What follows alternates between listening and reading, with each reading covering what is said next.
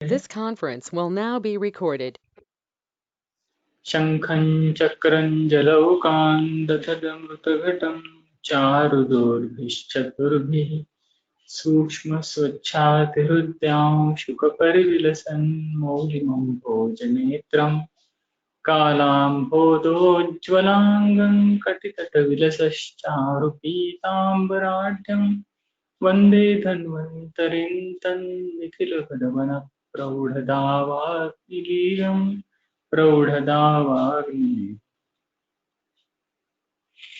तो पिछली बार हम लोग निदान प्रकरण में थे, व्याधि हेतु, और उसके अलग अलग जो क्लासिफिकेशन है वो देख रहे थे।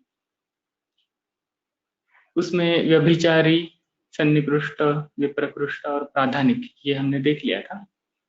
फिर दूसरा त्रिविध, असात्मेन्द्रियार्थ संयोग, प्रज्ञापराध और परिणाम, ये भी देख लिया था। उसके आगे दोष हेतु, व्याधि हेतु और उभय हेतु, ये क्लासिफिकेशन हम लोग देख रहे थे।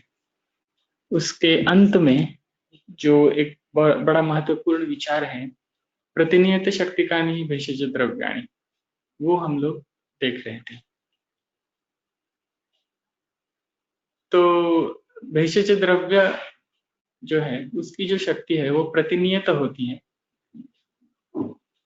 दोष और व्याधि दोनों का नाश करने में वो समर्थ होती है, मगर जिस अवस्था में वो प्रयुक्त किया है उसी अवस्था में उसका सही प्रयोग हो सकता है।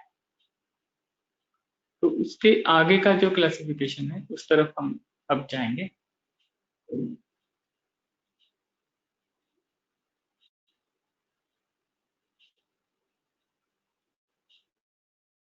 स एक उत्पादक व्यंजक भेदाच द्विधा।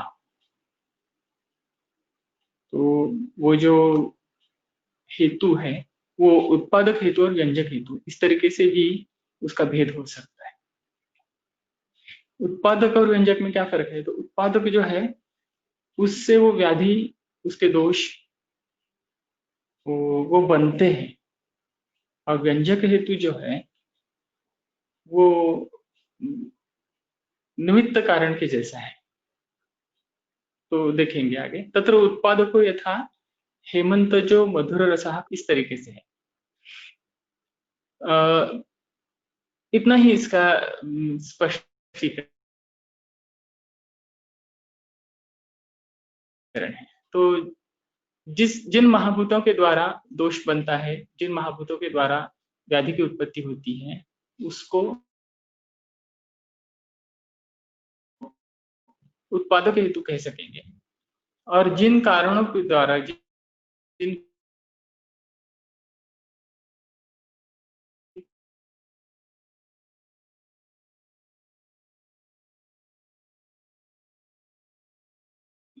जिस किसी दूसरे कारण के द्वारा उसका प्रकोप होता है,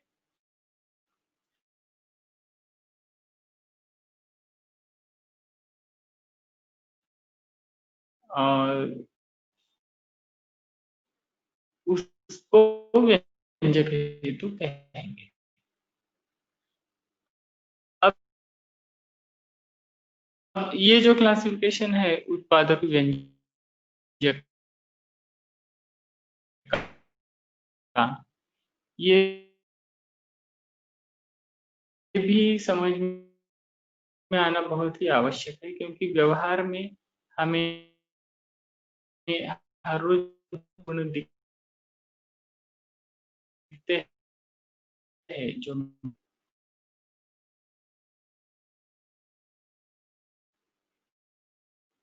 काल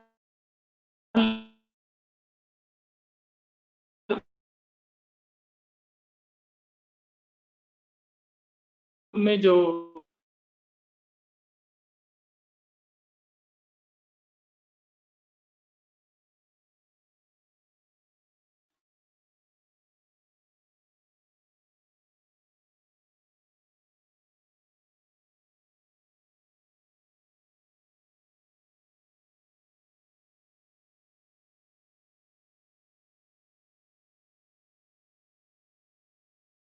उस दोष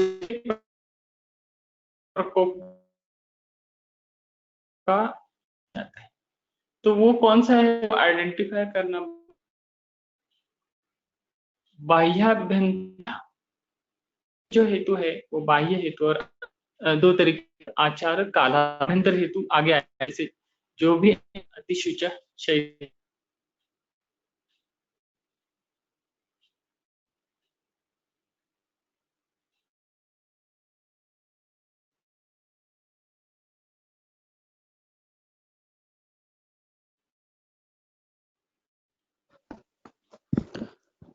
थिटे सर,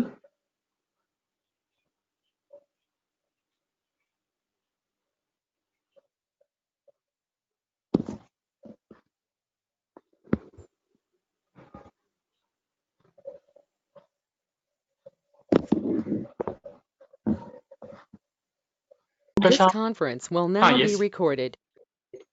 हेलो हेलो, हाँ यस। सर, हाँ आवाज बीच बीच में ब्रेक हो रही है सर, काफी डिस्टरबेंस है means.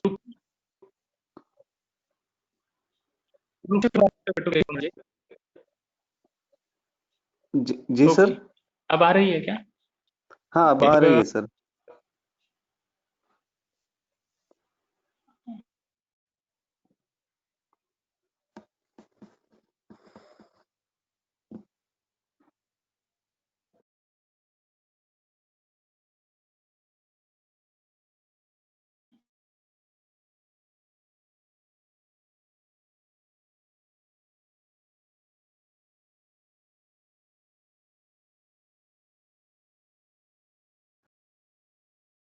Thite sir,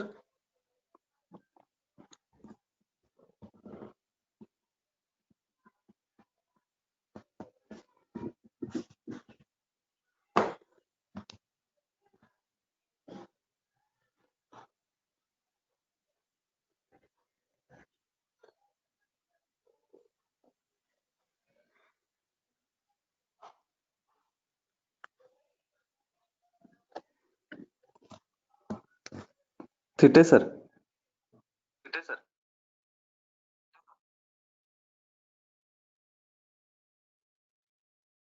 hello, can you hear me now? हाँ अभी जो आपने कहा वही, हाँ वही सर सुनाई दे रहा है सर। ओके ओके, तो मैंने This conference तीसराचार्य ने will जो now कहा है be वो फिर से recorded. शुरू कर। तो व्यायाम, अपतर्पण इत्यादि जो पहले वात के हेतु है वो कह रहे हैं। व्यायामाद अपतर्पणात् प्रपतनात् भंगात् क्षयात् जागरात् वेगानांच विधारणात् अतिशुच शैत्यादतित्रासतः रुक्ष क्षोभ कषाय तिक्तकटुकैरेभिः प्रकोपं व्रजेत् वायुर्वारिधरागमे परिणते चान्ने पराण्ये पिच।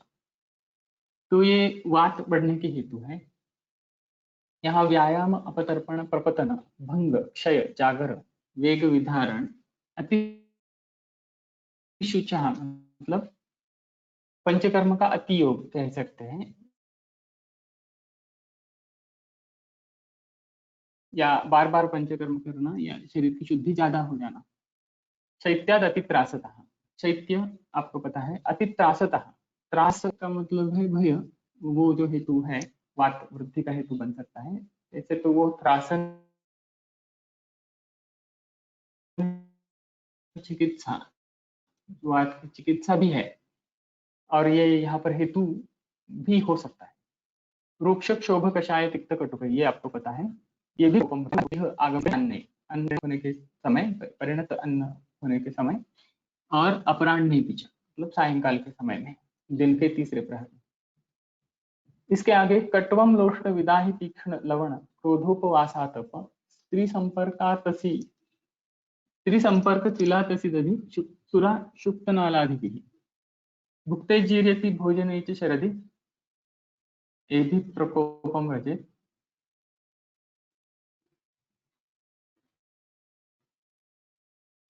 ग्रीष्म, फिर से ये कहता हूँ, भुक्ते जीर्यति भोजने च शरदि ग्रीष्मे सति प्राणिनां मध्याह्ने च तथार्धरात्रि समये पित्तम प्रकोपम व्रजेत्। पित्त प्रकोप के बाह्य हेतु हैं। इसमें कटु, अम्ल, उष्ण, विदाही, तीक्ष्ण, लवण, क्रोध, उपवास, आतप, स्त्री संपर्क, तिल, अतसी, दधी, सुरा, शुक्त, आरनाल आदि है।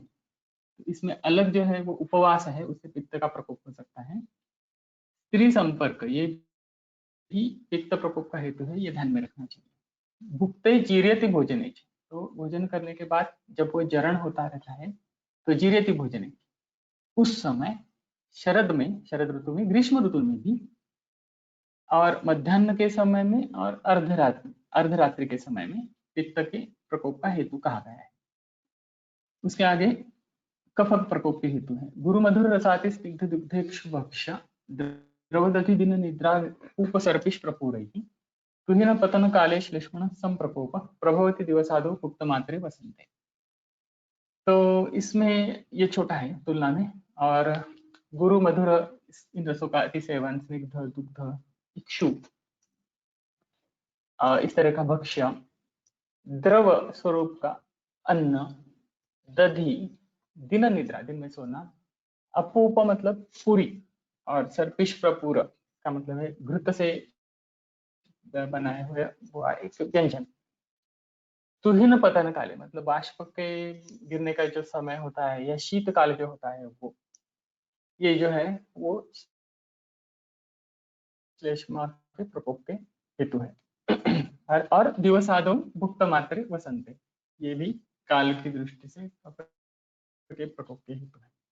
अब ये जो बाह्य हेतु उन्होंने कह दिया है, इसका बहुत ही वाइड क्लासिफिकेशन है, और मुझे ऐसा लगता है हमेशा कि एक एक व्याधि के जो हम लोग ध्यान में रखते हैं हेतु, उससे अच्छा है कि ये सभी ध्यान में रखें, क्योंकि ये तो कॉमन होते हैं, और व्याधि के अध्याय में जो वर्णन किए गए हेतु जो होते हैं वो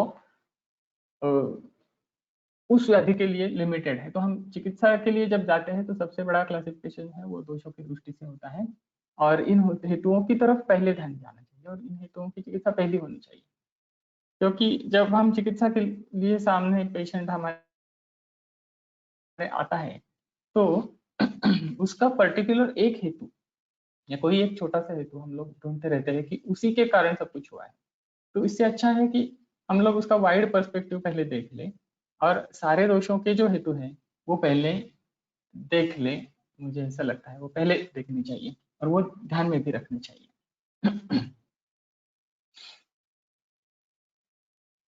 अब इसके हैं आभ्यंतर हेतु। आभ्यंतर हेतु क्या है? तो दोष और दूष्य दोनों आभ्यंतर हेतु है। तो अब फिर से एक बार मैं याद दिलाता हूँ आपको कि ये हेतु के बारे में क्लासिफिकेशन है, और यहाँ पर जो दोष और दूष्य इनका वर्णन है उनके अलग अलग तरीके से, इसका बहुत बड़ा वर्णन है यहाँ पर उन्होंने विजय रक्षित ने किया है। इसका ये कारण है कि आभ्यंतर हेतु और संप्राप्ति, इसके बारे में हम लोग थोड़ी गलत कर सकते हैं, क्योंकि संप्राप्ति में ऐसा है कि यथा दुष्टेन दोषेण यथा चान विसर्पता निर्वृत्तिर आमयस्य, ऐसा उसकी व्याख्या है। तो जिस प्रकार से दोष दुष्ट हुआ, जिस प्रकार से वो शरीर में आया और शरीर में यहाँ वहां गया, और जिस प्रकार से व्याधि की निवृत्ति व्यक्तता हुई, उसे संप्राप्ति कहते हैं। तो ये तो यहाँ पर उन्होंने हेतु में ही उसका इंक्लूजन कर दिया है, क्योंकि व्याधि जन्म यही सिर्फ संप्राप्ति है, ऐसे ही मत वाले बहुत लोग होते हैं। अब उसको हेतु कहे या संप्राप्ति वो अलग बात है, उसका चिकित्सा में जो आवश्यकता उसकी चिकित्सा में जो है वो प्रमुख है। और अगर दोषों का अभ्यास हमें चिकित्सा की दृष्टि से करना है तो उसका भी अलग अलग तरीके से क्लासिफिकेशन करना पड़ता है, इसलिए यहाँ पर इन्होंने ऐसा किया भी है। और यहाँ पर एक अहमियत वाली ये बात है कि दोष और दूष्य ये आभ्यंतर हेतु ऐसे कहा है, मगर आगे जैसे जाएंगे तो दोष ही प्रधान रख के उसके क्लासिफिकेशन ज्यादा दिए, दूष्य से ज्यादा दोषों के ज्यादा दिए। तो कैसे किया है वो देखते हैं। यथा दोषा दूषाश्च तत्र दोषोपि प्रकुपितः प्राकृतादि भेदात् अनेकधा। तो दोष भी प्रकुपित होने के बाद प्राकृत वैकृत इत्यादि भेद से अनेक विध ऐसा हो जाता है। तो ये पहला क्लासिफिकेशन प्राकृत और वैकृत ये है। मतलब जिस ऋतु में जिस दोष का प्रकोप होता है उसी ऋतु में अगर हुआ तो प्राकृत कहते हैं। उस व्याधि का जन्म हुआ तो प्राकृत कहते हैं। प्राकृतो यथा वसंते श्लेष्मा शरदि पित्तम प्रावृषि वायु वैकृतस्तु यथा वसंते पित्तम वायुर्वा। तो वसंत ऋतु में अगर पित्त या वायु का प्रकोप हो, वर्षासु कफः पित्तम हुआ शरदि कफो वायुर्वा, इस तरीके से अगर प्रकोप हुआ तो उसे वैकृत कहते हैं। अस्य प्रयोजनम सुख साध्य। तो ये क्यों क्लासिफिकेशन आनी चाहिए कि जो रोग है वो सुख साध्य है या कष्ट साध्य है वो समझने के लिए। यदुक्तं चरके प्राकृतः सुख साध्यस्तु वसंत शरद उद्भव। तो चरक ने कहा भी है कि प्राकृत जो ज्वर है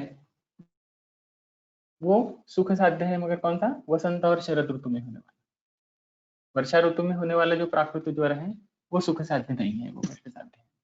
और उसके कारण भी वहां पर ज्वर अध्याय में दिए हैं उन्होंने, तो उसमें जाने का अभी समय नहीं है, इसलिए आगे चलते हैं। अनुबंध्य अनुबंध भेदाच द्विधा, और भी उसका एक क्लासिफिकेशन बहुत बड़ा ही अहमियत वाला है, वो है अनुबंध्य और अनुबंध। तो दोषों का जो प्रकोप होता है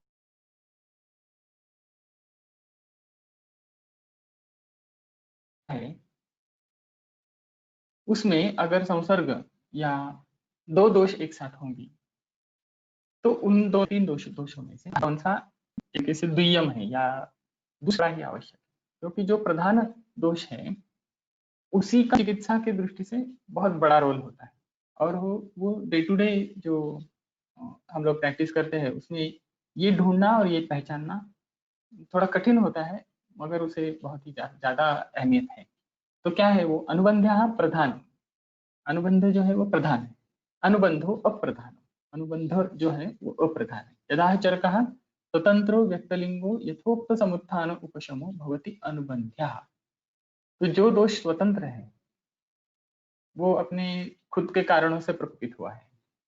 व्यक्तलिंग, उसके जो लक्षण होते हैं वो व्यक्त होते हैं, वो जल्दी से समझ में आते हैं। यथोक्त समुत्थान उपशम, और उसका उत्थान मतलब वो बढ़ जाना और उपशम मतलब कम हो जाना, ये यथोक्त जैसे जिस दोष का जो कारण है उसी कारण से उसका समुत्थान होता है, उसी कारण से उसका उपशम होता है। अब ये देखिए बहुत ही बारीकी से देखने वाली बात है।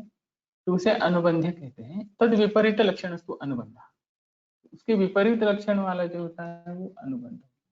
ये हमेशा व्यवहार में देखने को मिलता है कि शूल है तो शूल ये लक्षण तो वात का लक्षण है, मगर पित्त के कारणों की वजह से शूल बढ़ता है, और पित्त के कारणों को कम करने से या उसकी चिकित्सा करने से शूल कम हो जाता है। तो यहाँ पर वात ये प्रमुख दोष नहीं है, शूल है तो वात का लक्षण, मगर हमें और वात का प्रकोप होता भी है मगर वो दूसरी जगह पे होता है। प्रधान जो है वो पित्त है, या अगर ऐसा है अम्ल पित्त के कई रुग्ण हमें ऐसे मिलते हैं कि जो शूल लक्षण बताते हैं बाकी लक्षणों के साथ, और पित्त के कम होने के बाद शूल अपने आप कम हो जाता है। तो भले वो वात का लक्षण है, वहां पर जो वात जो दोष है वो अनुबंध है, और पित्त दोष जो है वो अनुबंध्य मतलब प्रधान है। अस्य प्रयोजनम संसर्गजे व्याधो अनुबंध्यो विशेषेण चिकित्स्यो अनुबंधा विरोधेन। तो यहाँ पर क्या वैशिष्ट्य है चिकित्सा का? जो अनुबंध है जो स्वतंत्र है वो विशेषतः उसकी चिकित्सा करनी होती है।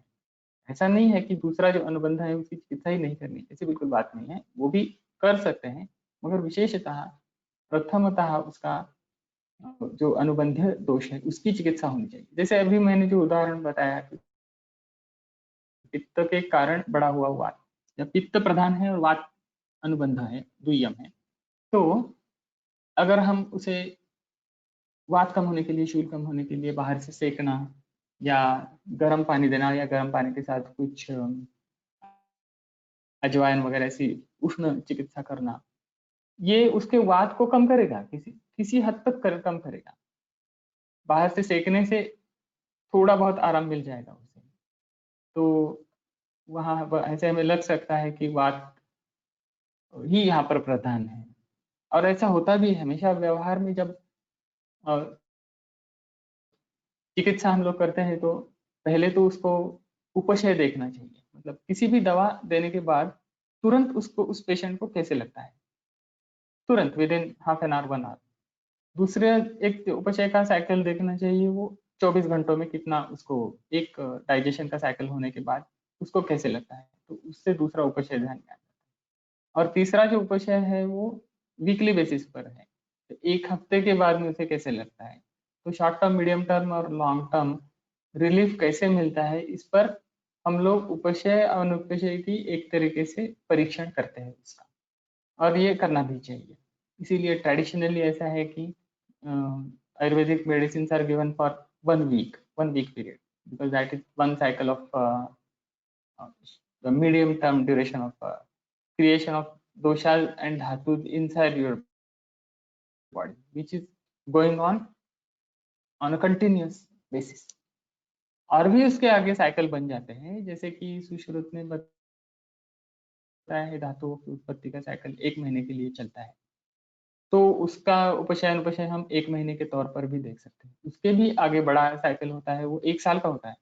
उसमें 3 ऋतु आ जाते हैं प्रधान, मतलब शीत, उष्ण और वर्षा ऋतु। इनमें जो बदलाव आते हैं शरीर में, उसका भी सोच विचार उसमें करना पड़ता है।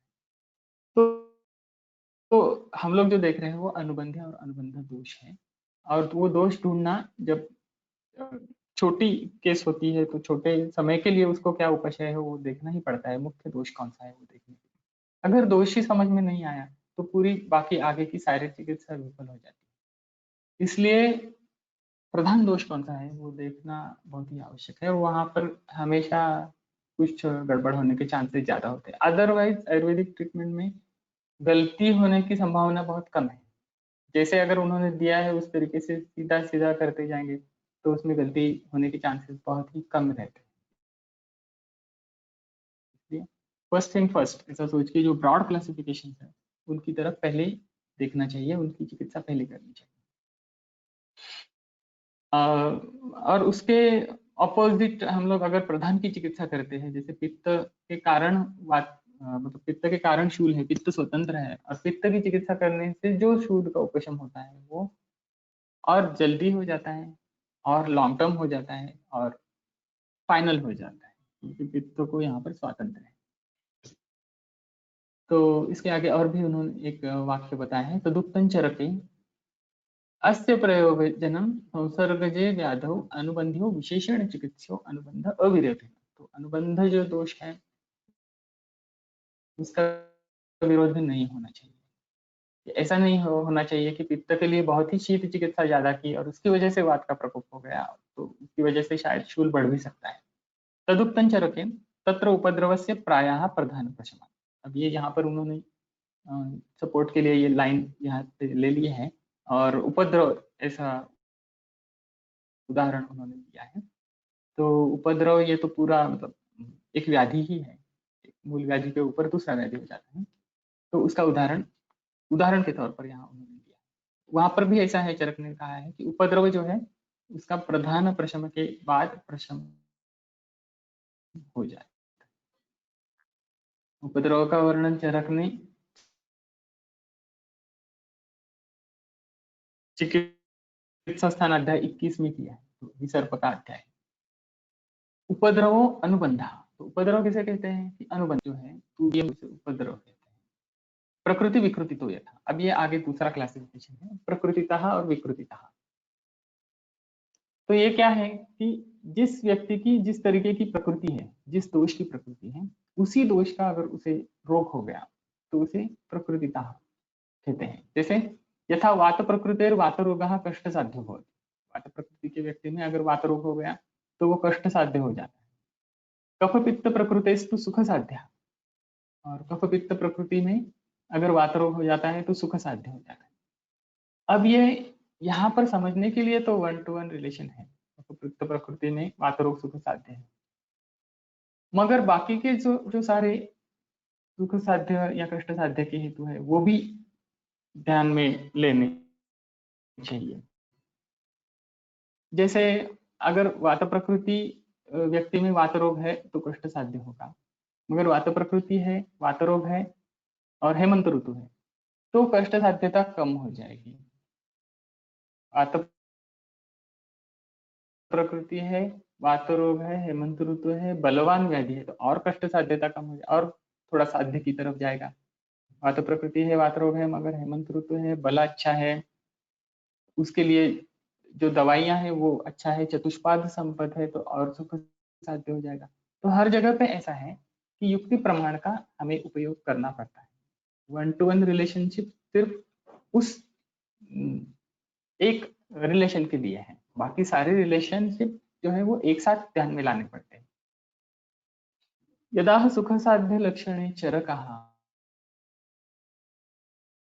न च तुल्य गुणो दूष्यो न दोष प्रकृति भवेत् इत्यादि। तो ये अलग विषय है, वो वहां पर जाकर ही पढ़ना चाहिए।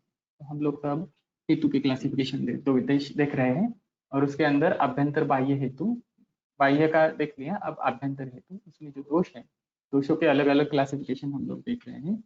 उसमें हमने प्राकृत वैकृत देख लिया, अनुबंध्य अनुबंध अभी देख लिया, प्रकृतितः विकृतितः ये भी देख लिया, मतलब जिस दोष की जो प्रकृति है उसी का उसमें होना, ये प्रकृतितः है। और उसके आगे और भी एक क्लासिफिकेशन है, क्लासिफिकेशन नहीं कर सकते, इसमें गति के बारे में है, मगर गतितः क्लासिफिकेशन और थोड़ा सा अलग है, इसलिए उन्होंने आशयापकर्षतः अलग करके दिया है। तो क्या है देखते हैं। आशयापकर्षतो यथा यदा स्वमान स्थितमेव दोषम स्वाशयाद आकृष्य वायु स्थानांतरम गमयति तदा स्वमानस्थो अपि स विकारं जनयति। तो कोई भी दोष है वो खुद के आशय में है, स्वमान स्थित है, मतलब वो बड़ा है कम हुआ है ऐसा कुछ नहीं है, वो खुद के प्रमाण में ही है। तो वायु क्या करता है, स्वाशयाद आकृष्य, उसे उसके स्थान से, आशय से आकृष्ट करके लेकर स्थानांतरं गमयति, दूसरे स्थान पर लेके जाता है। स्वमानस्थो अपि स विकारं जनयति, और वो दोष खुद के प्रमाण में ही है, फिर भी वो विकार उत्पन्न करता है।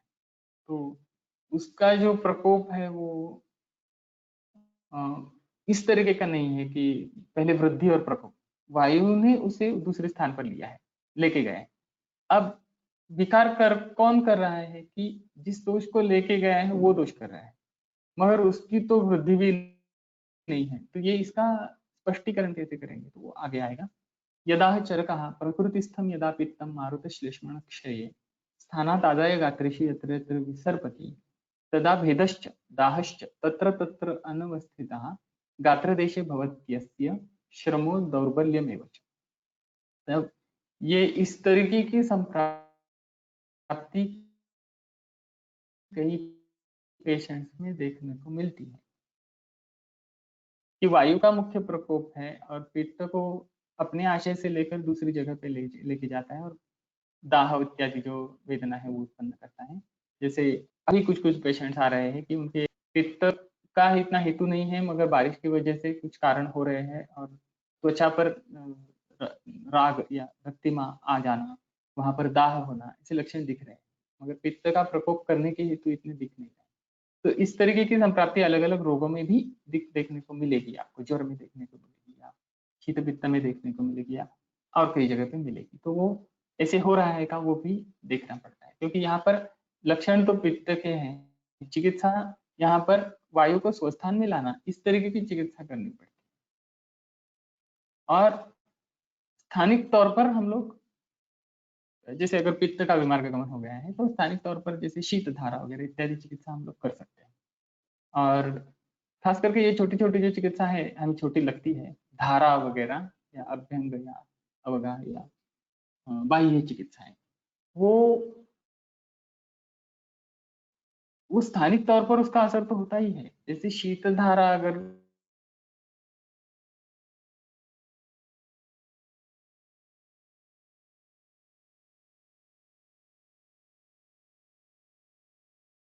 किसी के पैर पर सूजन है या रक्तिमा है, दाह है तो कर ली, तो उससे स्थानिक तौर पर उसके पित्त का शमन तो हो ही जाता है, मगर उसकी वजह से वायु का अनुलोमन क्यूरियसली हो जाता है। आके डाल दिया है, उसका अपना अनुलोमन भी हो जाता है। अब जब हम लोग ये देखते हैं और दोषों के बारे में हमारी जो समझ है वो मतलब हम लोग एक्सपीरियंस नहीं कर सकते लेबोरेटरी में पेशेंट के अंदर जो घटनाएं एक्सपीरियंस भी नहीं कर सकते, क्या हो रहा है उसके शरीर में उसका हमें अंदाजा करना पड़ता है और that becomes a kind of imagination of events. So when we are actually doing this treatment, what we need to do is we need to उन्होंने जैसे कहा है कि आतुरस्य अंतरात्मानम यो ना विशति योगिवत, तो इस तरीके से उसके हेतु में और शरीर के जो मतलब अंदर जो ये घटनाएं हो रही है उसका इस तरीके से ध्यान से बारीकी से देखना है कि जैसे उसके शरीर में प्रवेश करके हम लोग देख रहे हैं, तो इसी तरीके से हम लोग रुग्ण के अंदर क्या चल रहा है वो थोड़ा बहुत जान सकेंगे उसके साथ चलकर। तो ये थोड़ा मतलब कठिन लगता है और होता भी है, मगर अनुभव से इसके आगे हम लोग जैसे जैसे अनुभव हमें प्राप्त होगा वैसे वैसे इसमें हम आगे जा सकते हैं, ऐसा मुझे विश्वास है। तो अस्य प्रयोजनं वातस्य एव तत्र विगुणस्य स्वस्थानयनं आनयनं कार्यं, स्वस्थान आनयनं कार्यं। तो इसका प्रयोजन क्या है आशय प्रकर्ष का, कि वात विगुण हो गया है उसको ही खुद के स्थान में लाना चाहिए। तो चिकित्सा ऐसी होनी चाहिए कि वात का अनुलोमन होना चाहिए, न तो पित्तस्य ह्रासनम, यहाँ पित्त नहीं कम करना है हमें, अगर करना भी है तो छोटे तौर पर करना है। ये तो एनाम पित्तस्य स्थानाकृष्टिं न विदन्ति ते दाहोपलम्भेन पित्तवृद्धिं मन्यमानाः पित्तं ह्रासयन्तः पित्तक्षयलक्षणं रोगान्तरमेव उत्पादयन्तः आतुरम अतिपातयन्ति। तो जो लोग ये नहीं समझते वो पित्त की स्थानाकृष्टि नहीं जानते, वो दाह को देखते हुए क्या करते हैं कि पित्त बढ़ गया है तो पित्त को कम करना चाहिए। अगर जो स्वस्थान में जो खुद के प्रमाण में है पित्त वो कम हो गया तो पित्त क्षय हो जाएगा और पित्त क्षय के जो रोग है वो हो जाएंगे और आतुरम अतिपाते, आतुर को और तकलीफ इससे होगी। इति भट्टारक हरिश्चंद्र। तो ये सब जो है वो भट्टारक हरिश्चंद्र।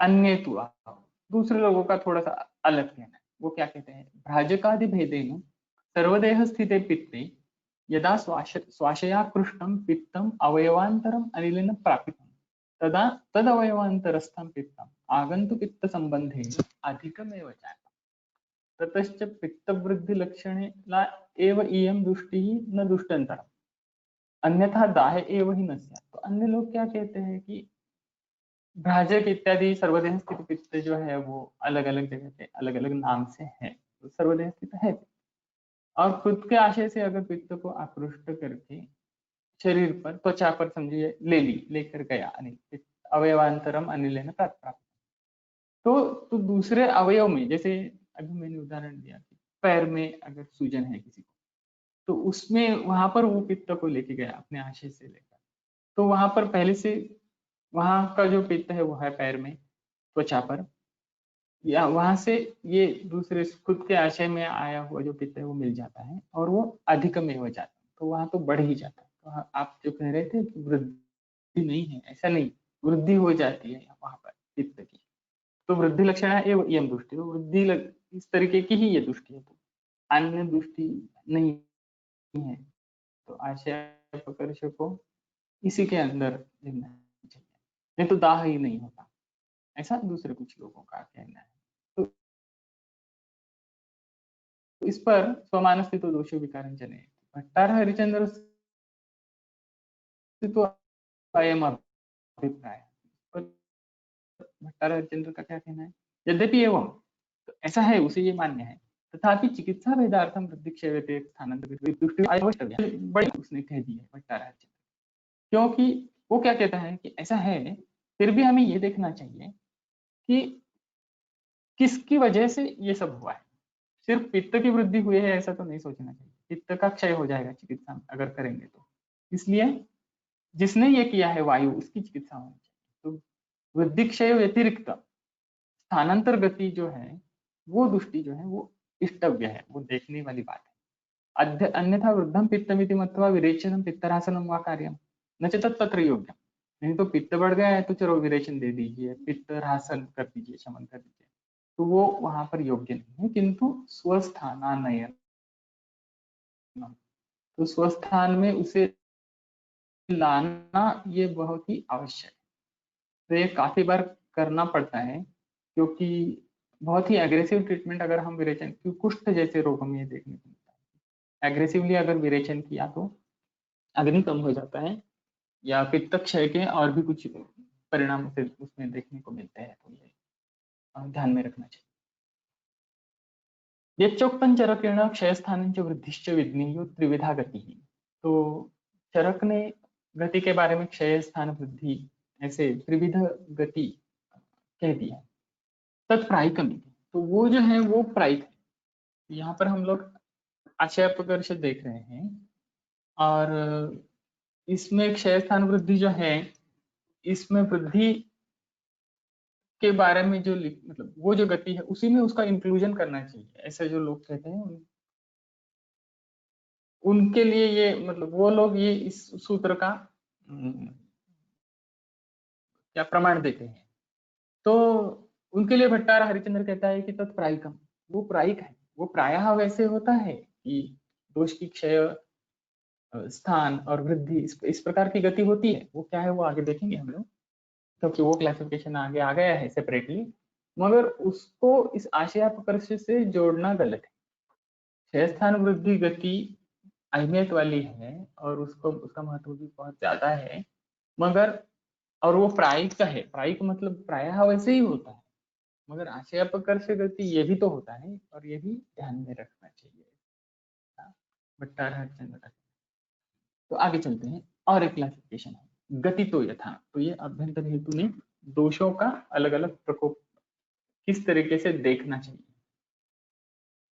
तो गतितः प्रकोप ये भी देखना चाहिए। गति तो यथा गतिर्दोषाणाम क्षीण वृद्धत्वादया, क्षीण वृद्ध हो जाना, ये पहले ही गति हमने देखनी चाहिए। अब ये इसे गति कहा है, ये बहुत ही समझ लेना चाहिए कि इसे गति क्यों कहा है।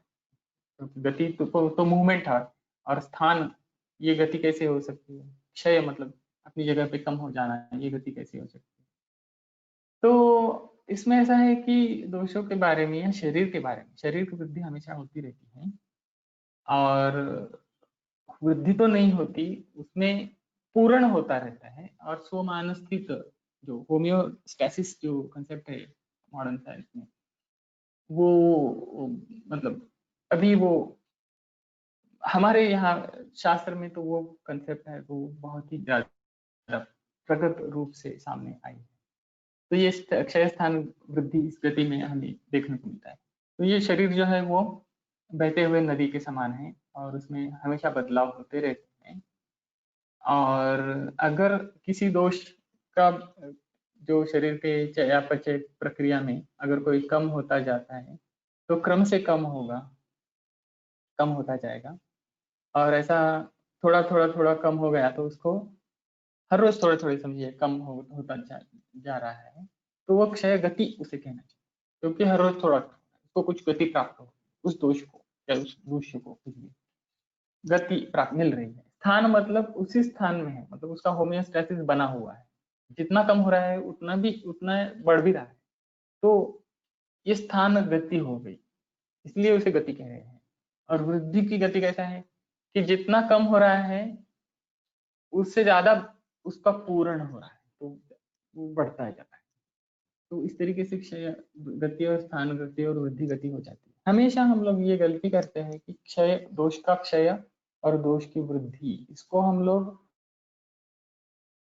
कुछ इवेंट के तौर पर मान लेते हैं कि जैसे कफ जो है वो बढ़ गया है, तो एक बार तो वो बढ़ा था और बढ़ के ही वैसा ही बढ़ा हुआ है, ऐसा नहीं होता। अपने आप वो बढ़ा नहीं, जब तक हेतु का सातत्य है तब तक वो बढ़ा रहता है। जब हेतु बंद करेंगे और उसके विपरीत हेतु अगर शुरू करेंगे, तो आपको घटाने वाले हेतु शुरू करेंगे, तो उसकी वृद्धि गति जो है वो कम होके स्थान गति में आ जाएगी। तो हमेशा इसी तरीके से दोषों के बारे में सोचना चाहिए। हर रोज जो हम लोग कर रहे हैं वो अलग अलग साइकिल्स में उसका डाइजेशन, जैसे मैंने अभी बताया, जैसे जैसे ही हम कोई द्रव्य ले लेते हैं शरीर में, तो उसका शॉर्ट टर्म में, मीडियम टर्म में, लॉन्ग टर्म में जो शरीर पर असर होता रहता है, उस दृष्टि से अगर दोषों को देखें तो ये जो मिथ है कि हम लोग दवा देते हैं और तुरंत ठीक नहीं होता या उसको टाइम लगता है, तो टाइम किसी एक चीज के लिए लगता है और दूसरी चीज के लिए टाइम नहीं लगता, और वो समझ में आना भी चाहिए। जैसे किसी को अगर दोपहर का खाना उसने नहीं खाया है और उसके लिए उसमें रसक क्षय या एक तरीके से धातु क्षय या कफक क्षय हो गया है, तो उसे अगर उसका अग्नि अच्छा है तो मांस रस अग्नि इतना अच्छा नहीं है तो लाजा मंडक इस तरीके से अगर उसका पूर्ण किया जाए तो रिलीफ कितनी देर में मिलता है? तुरंत मिलता है, 5 सेकंड भी नहीं लगते, इमीडिएटली मिलता है। और किसी का अगर 2 दिन का 3 दिन का उपवास है तो उसे तो 2-3 दिन के पहले वाली बल के लेवल पर लाने के लिए थोड़ा ज्यादा समय लगेगा। तो ये साइकिल्स के तौर पर हमें देखना चाहिए और क्षय स्थान वृद्धि को हमेशा गति की दृष्टि से ही देखना चाहिए। तो क्षय स्थान वृद्धिश्च दोषाणां त्रिविधा गति ऊर्ध्वं चाधश्च तिर्यक्च विज्ञेयो त्रिविधा परा। और भी गति है, जैसे ऊर्ध्व गति, अधगति और तिर्यक गति। इसके आगे चलते हैं क्योंकि इसमें थोड़ा सा कंफ्यूजन एक जगह पे हम लोग करते हैं। त्रिविधा चापरा कोष्ठ शाखा मर्मास्ति संधि। और भी एक है कोष्ठ गति, शाखा गति और मर्मास्ति संधि गति। तो ये तीनों तरीके की दोष की गतियां हमें जब हेतु के बारे में सोचते हैं किसी भी व्याधि के, तो तीनों एक साथ गति के बारे में सोचना चाहिए। अब ये कैसे करते हैं और इसमें फर्क क्या है वो भी देखते हैं कि ऊर्ध्वाधर तिर्यक ये बताया है और कोष्ठ शाखा मर्मास्ति संधि ये लक्षण ये भी लिखा है उन्होंने। तो शरीर की दृष्टि से उसमें ऊर्ध्व की दिशा में पैर से लेकर सर तक, मतलब इस दिशा में, अधा मतलब सर से लेकर पांव तक, तिर्यक मतलब तिर्यक किसी भी कोष्ठ की दृष्टि से नहीं, शरीर की दृष्टि से तिर्यक ये गति है। और मर्मास्ति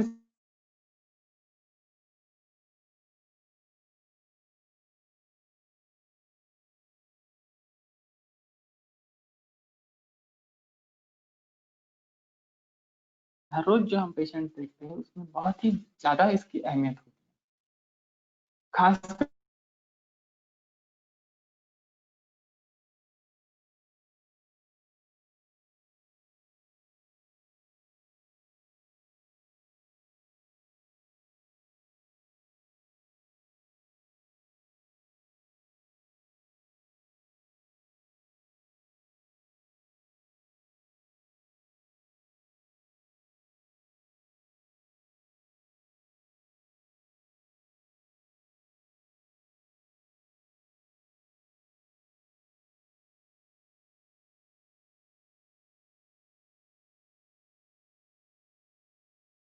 करके वो उसका कोष्ठ शाखा मर्मास्ति संधि जो गति है उसका साध्य साध्यत्व की दृष्टि से और कितनी समझ आएगा ये ध्यान में। सबसे बड़ा कोष वो आमाशय और पक्वाशय में आश्रित है, वो कोई एंटिटी नहीं है। जैसे आशय के बारे में वो रिलेटिवली नॉन लोग, रिलेटिवली इसलिए मार्किंग लोग कि आमाशय जो है वो नाभिस्थान नीचे है, तो वो समझ ये सब हम लोग दिखा सकते हैं, ये लोग हम सब अंदर ही आमाशय को हम लोग फील कर सकते हैं। आमाशय कोई स्टमक नहीं है, मतलब स्टमक है मगर हमारे लिए समझने की बात जो है वो फीलिंग्स की बात है। तृप्ति लक्षण है वो आमाशय भर जाने के बाद या स्टमक भर जाने के बाद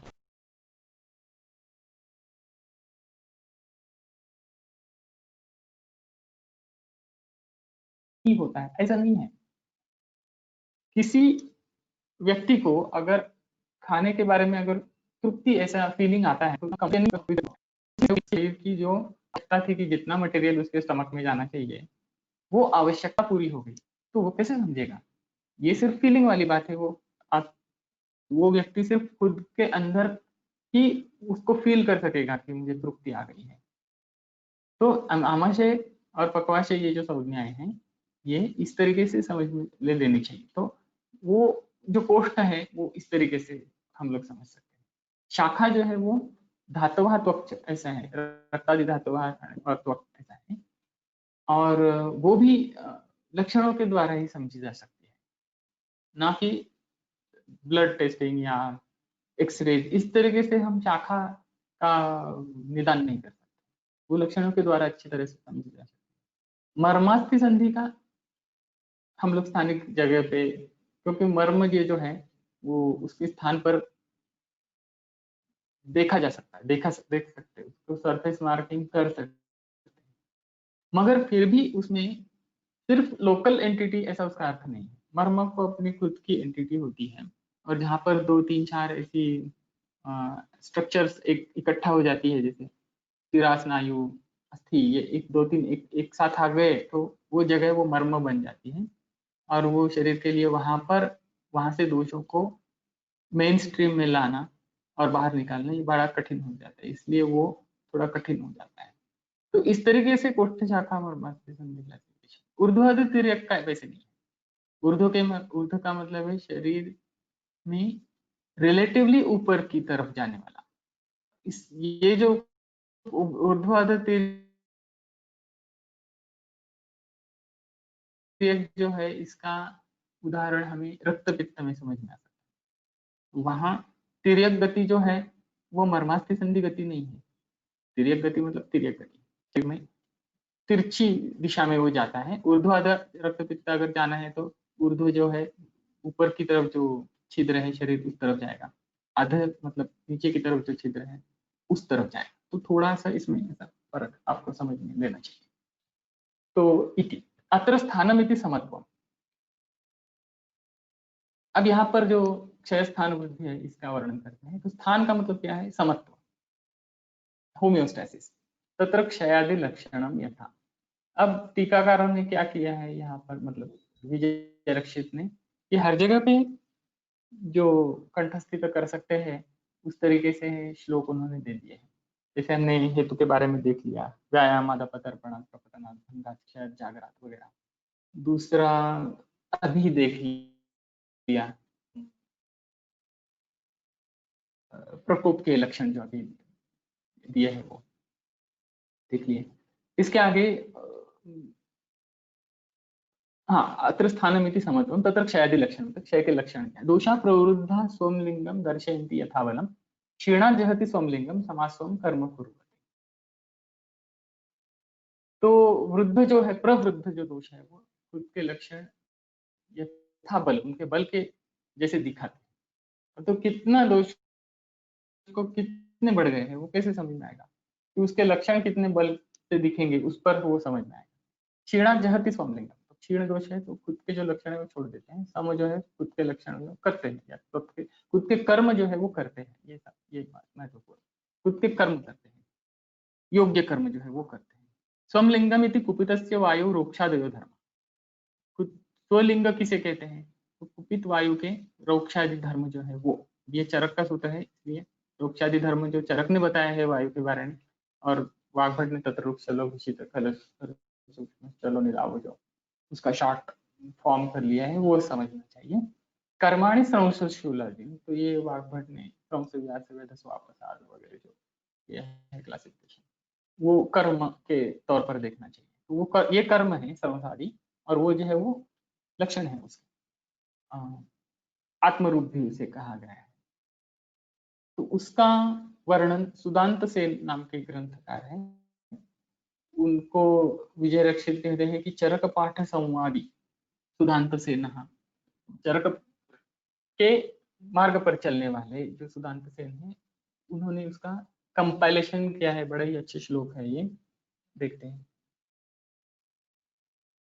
आध्मान स्तंभ रोक्ष स्फुटन विमथन क्षोभ कंप प्रतोदा, ये सब कर्म उन्होंने एक साथ ले लिए हैं, ये वायु के हैं। आध्मान स्तंभ रोक्ष स्फुटन विमथन क्षोभ कंप प्रतोदा कंठध्वंसावसादौ श्रमक विलपनम क्रंशशूल प्रभेदा पारुष्यं कर्णनादो विषम परिणति भ्रंश दृष्टि प्रमोह विस्पंदोद्घट्टनानि ग्लपन शयनम ताड़नम पीड़नम च। तो आत्मान स्तंभ रोक्ष स्फुटन विमथन, मतलब मराठीत त्याला घुसळणे म्हणतात. जैसे चक्र बनाने के लिए करते हैं. क्षोभ, शरीर में क्षोभ होना. कंप, प्रतोद मतलब तोद, सुई चुभने जैसा. कंठ ध्वंस, कंठ में कुछ होना, ये पता है आपको. अवसाद मतलब एक किस्म का थकान, इस तरीके का लक्षण. श्रमक, ये भी है, श्रम होने जैसा है. विलपनम मतलब चिल्लाना, कह सकते हैं, विलाप करना. स्रंश शूल प्रभेद, भेद के जैसा, जैसी पीड़ा शरीर में. पारुष्यं कर्णनादो विषम परिणति मतलब अन्न का जरण ठीक तरीके से ना होना. भ्रंश दृष्टि प्रमोह, दृष्टि में मोह हो जाना.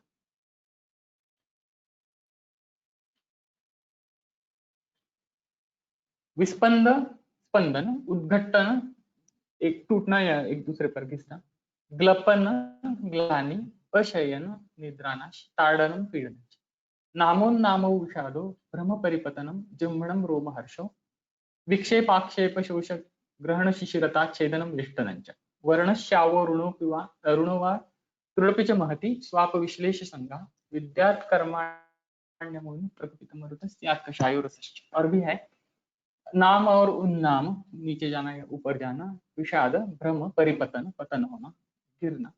जृंभण, रोमहर्ष. विक्षेप, आक्षेप, ये पता है आपको. शोष, ग्रहण, शिशिरता मतलब छिद्र होना. छेदनम वेष्टनंच, ये भी पता है आपको. वर्णश्यावो, अरुणोवा, ये भी आपको मालूम है. तृणपिच महति, तृष्णा ज्यादा हो जाना, ये वात का कर्म है. स्वाप विश्लेष संगा, स्व मतलब सुक्ति मतलब शरीर में किसी अंग का को महसूस ना होना या उसकी मूवमेंट भी ना होना. विश्लेष संग मतलब चिपक जाना या संग हो जाना. विद्यात कर्मण, ये सब कर्म है. प्रकुपित मरुता, ये प्रकुपित मारुत के कर्म है. और कषाय रस भी है. इसके आगे पित्त के हैं. विस्फोट आम्लक धूम का प्रलपनम स्वेद श्रुतिर मूर्छनम. दौर्गंधम दरणम मदो विसरणम पाखोरति भ्रमो. उष्मा अतृप्ति तमः प्रवेश दहनम कट्वम्ल तिक्ता रसाः. वर्णस्वाद पांडु विवर्जित क्वथितता कर्माणि पित्तस्य. तो इसमें स्वेद श्रुति मतलब स्वेद बाहर आ जाना. दरण मतलब फट जाना. विसरण मतलब एक दूसरी जगह पे फैलना, जो कहते हैं उस तरीके से हो जाता है. तम प्रवेश है, ये एक वन वर्ड है. दहन पता है आपको. और क्वथितता का मतलब है कूजन हो जाना, कोथ जो कहते हैं वो होना. ये पित्त के कर्म है. तृप्ति स्तैमित्यं कठिनता मलाधिक्यम. स्नेहा पक्त्युपलेपाः शैत्यं कंडु प्रसेकश्च. चिरकर्तृत्वं शोथो निद्राधिक्यम रसौ पटुस्वादु. वर्णश्वेतो लसता कर्माणि कफस्य जानिया.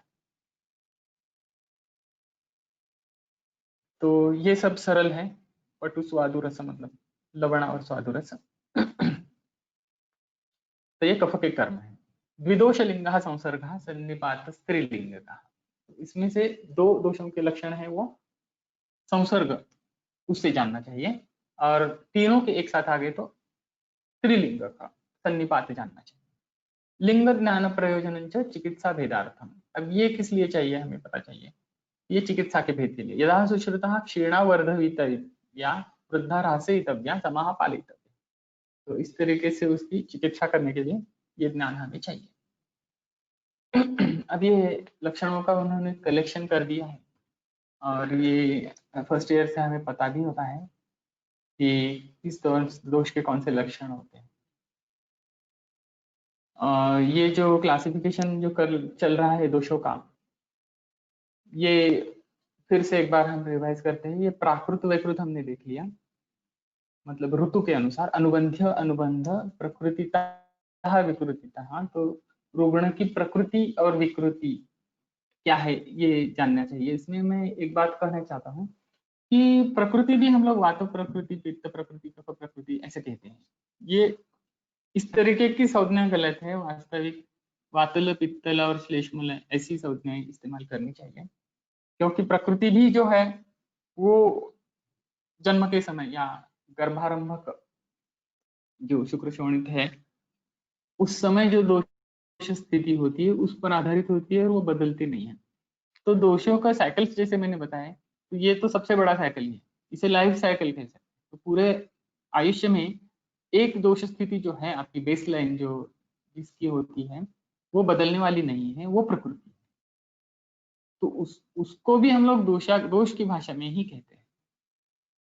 और उसके बाद में जो हेतु घटते हैं, उसके बाद में जो प्रकोप होता है दोषों का, वो भी हम त्रिदोष वात पित्त कफ की भाषा में जानते हैं।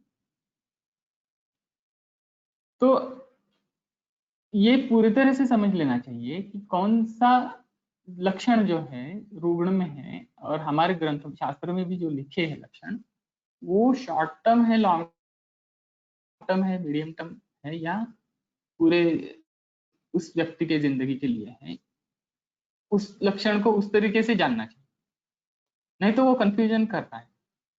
अगर आपको ये पता है कि किस व्यक्ति का जन्म से ही रंग क्या है, कार्य कितना है उसके शरीर में, तो आपको प्रकोप से होने वाला कार्य समझ में आएगा। इसलिए प्रकृति है या नहीं है, इसलिए इसके बारे में बहुत बड़े वाद विवाद चलते रहते हैं, मगर हमें तो चिकित्सा करनी है और हमें क्या समझ लेना है वो पहले समझना है। तो समझने वाली ये बात है कि प्रकृति क्या है कि जन्म से लेकर मृत्यु तक कुछ भाव शरीर में ऐसे होंगे कि वो बदलने वाले नहीं है। वो बदलेंगे, मगर वो इंद्रिय स्थान में जैसे दो तरीके से प्रकृति बताई है, जाति प्रसक्त, कुल प्रसक्त, और दूसरा जो है वो अनुपाती है, मतलब देशानुपातिनी, कालानुपातिनी, वयोनुपातिनी। तो ये अनुपाती जो भाव है वो बदलने वाले हैं। जैसे आपके शरीर का जो वर्ण है, अगर जन्म से लेकर मृत्यु तक समझिए कोई शेड है आपके शरीर त्वचा की, वो काल की दृष्टि से, समय की दृष्टि से, आपकी उम्र की दृष्टि से, और आप जहां जिस प्रदेश में रहने वाले हैं अलग अलग प्रदेशों में, उसके अनुपात से उसका रेशो उसका बनेगा थोड़ा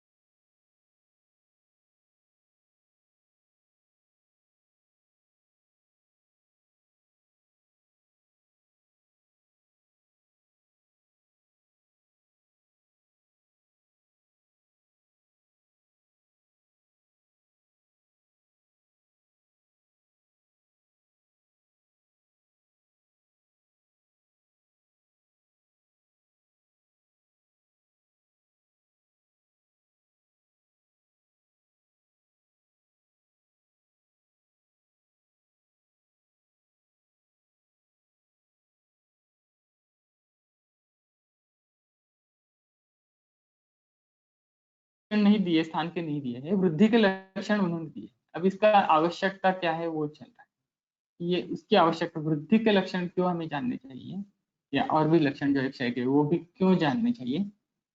तो चिकित्सा की दृष्टि अस्य प्रयोजन लिंग ज्ञान प्रयोजनम च चिकित्सा भेदार्थम यदा सुश्रुता क्षीणा वर्धयितव्या, क्षय अगर पता है आपको तो वर्तन करना चाहिए, वृद्धा ह्रासयितव्या समापालयितव्या, तो सम जो है उनका पालन करना चाहिए। यहाँ पर हम लोग रुकेंगे क्योंकि, और उसके आगे केस एक देखेंगे। केस देखने को हमें लास्ट टाइम समय नहीं मिला था, और फिर ऐसे लगता है कि हम लोग सिर्फ थियरी देख रहे हैं और प्रैक्टिकल इसका एप्लीकेशन कुछ भी नहीं देख रहे। इसका एप्लीकेशन भी अगर हम देखते हैं तो वो भी बहुत ही ज्यादा इंफॉर्मेशन होती है, और वो प्रोसेस करने के लिए हमारे पास समय कम होता है। इसलिए वो भी आपको मतलब एग्जैक्टली मैच नहीं करता इसके साथ, ऐसे आपको लग सकता है, मगर I hope that you will understand what I want. So let us go and see one case here from current slide. तो ये एक लड़की पेशेंट है, 21-year-old फीमेल इंजीनियरिंग स्टूडेंट। इसके कंप्लेंट्स है इरेगुलर मेंसेस, कार्शिया, इरिटेबिलिटी।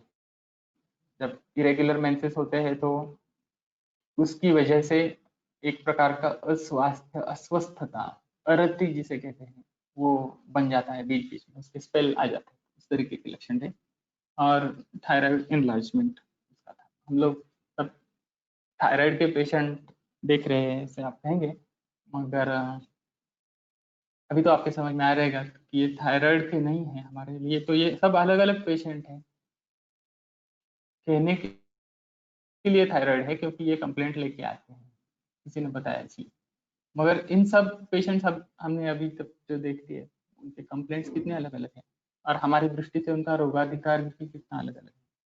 तो इसको और भी कुछ कारण मैंने देखने का प्रयास किया। तो टेंशन जो होता है खास करके स्टूडेंट लाइफ में, उस तरीके का था। और उसका जो फूड था वो जिसे कहते हैं नॉन नरिशिंग तरीके का था, पोषण मूल्य जैसे कम थे इस तरीके का, और उसके टाइम भी इरेगुलर थे, खाने के समय जो था वो, और ट्रैवलिंग ज़्यादा करती थी, जागरण ज़्यादा था। तो ये सब हेतु तो आपको पता है, बहुत अच्छी तरह से पता है, शायद आप जानते हैं कि ये क्या होता है सब। और जब मैंने देख लिया तो पांडुता, रसक्षय, अपतर्पण ऐसा स्पष्ट नजर में आ रहा था, दिख रहा था। फोटो से आपको भी ये समझ में आ जाएगा। तो गला में वृद्धि दिख रही है, थोड़ी सी कृशता भी समझ में आ रही है।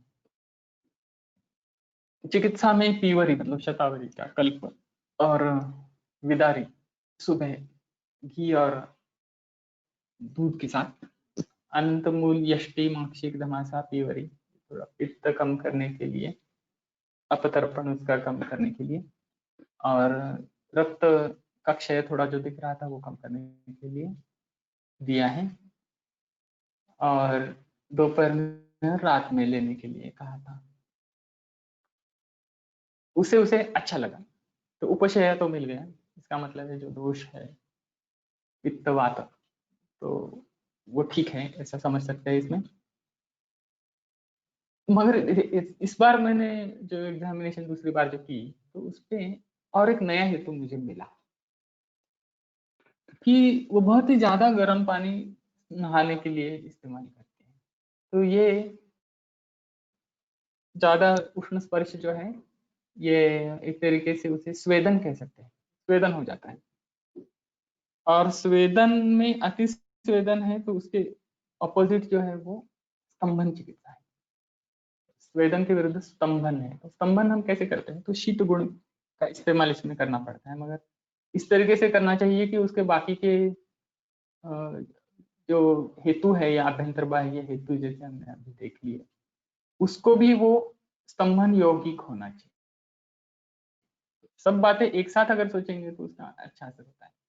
तो इस लड़की के लिए मुझे ऐसा लगा कि सुवर्ण गैरिक अच्छा रहेगा, तो स्तंभन के तौर पर वो दिया। अब ये जो स्तंभन है, ये वो जो यूजुअली हम लोग सोचते हैं स्तंभन मतलब अतिसार अगर हो रहा है तो उसको रोक देना, ये स्तंभन, ये वाला स्तंभन नहीं सोचना चाहिए। शीत गुण का इस्तेमाल हम लोग शरीर में कहीं भी करके जहां कहाँ अति प्रवर्तन हो रहा है उसे जो रोकना है उसे स्तंभन कहते हैं। तो सुवर्ण गैरिक मैंने ऐड किया, तो उससे उसका थायराइड का साइज सब्सटेंशियली कम हो गया।